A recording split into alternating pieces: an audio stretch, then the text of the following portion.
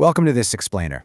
Today, we're diving into some incredible source documents to unpack a really fascinating paradox about work, status, and the hidden dependencies running our modern society.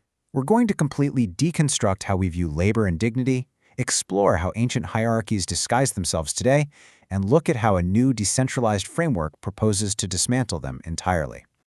There's a strange, almost backward law in modern civilization. The more essential your work is to actual human survival, the lower your social status tends to be. Think about it. The people who perform the absolute most critical daily tasks, cleaning, farming, maintaining the power grid, basic caregiving, they often sit at the very bottom of the social ladder. We've somehow built an entire societal structure that seems to actively punish the exact people who are holding the foundation together. We praise the so-called clean elite, like the CEO whose pristine corner office entirely depends on the janitor who arrives at 4 a.m. On one hand, you have clean, manicured hands picking up a perfectly cooked steak in a luxury dining room. On the other hand, you have the bloody, exhausted hands of a slaughterhouse worker or the scorched face of a grill cook whose labor actually sustains life. The paradox here is literally undeniable. The clean elite are utterly 100% dependent on the dirty hands they look down upon. Part 1. The Spiritual Theft. So where does this all come from? Well, the source text identifies the historical root of this as a massive, ongoing spiritual theft perpetrated by society's masters.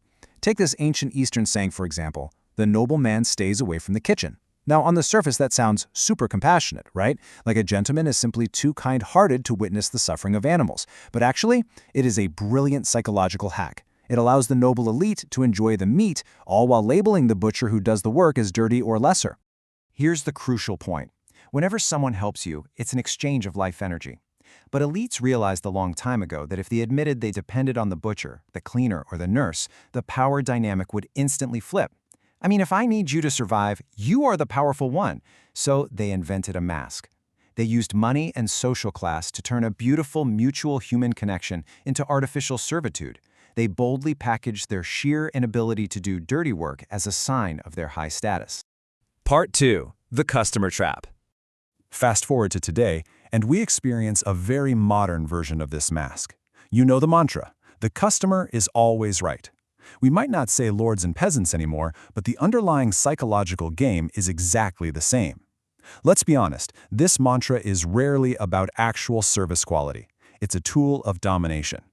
The illusion tells us that the customer with the money is the generous provider. But the reality? The reality exposes that the customer is actually the beggar in need of a service, and the worker holds the actual power through their life-supporting skills. The texts describe money here as a collar.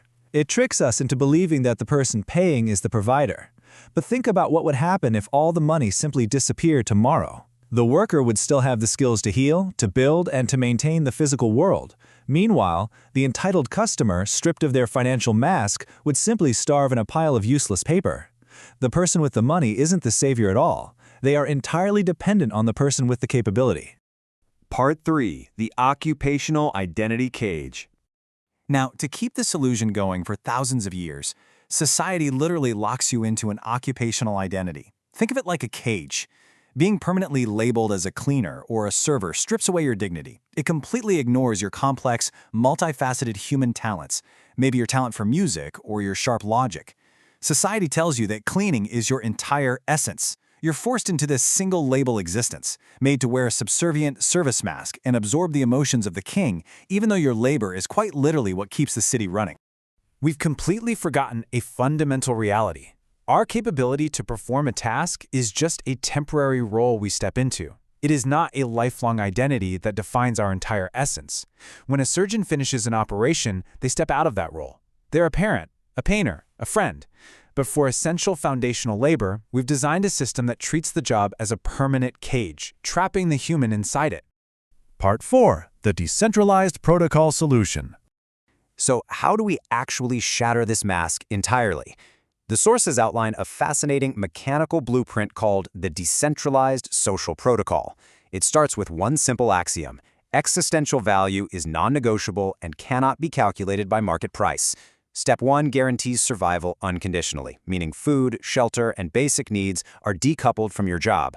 Step 2 shifts the model from hiring an identity to pooling a capability. You aren't a lifelong sanitation worker, you are a free human being who might fulfill a temporary task as a public responsibility, and then you immediately return to your free time.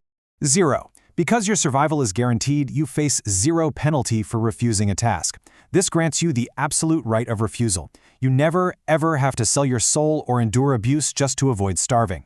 If a customer demands you act subhuman, you can simply walk away, and your basic needs aren't threatened at all.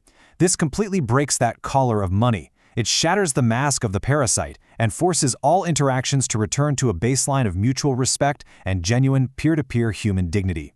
Which leaves us with a really profound question to ponder. How much more could humanity achieve if we finally stripped away the parasite's mask? If we rebuilt our systems purely on mutual aid and uncompromised dignity? If we stopped forcing people into occupational cages just to survive? What kind of incredible, multifaceted human potential would we actually unlock?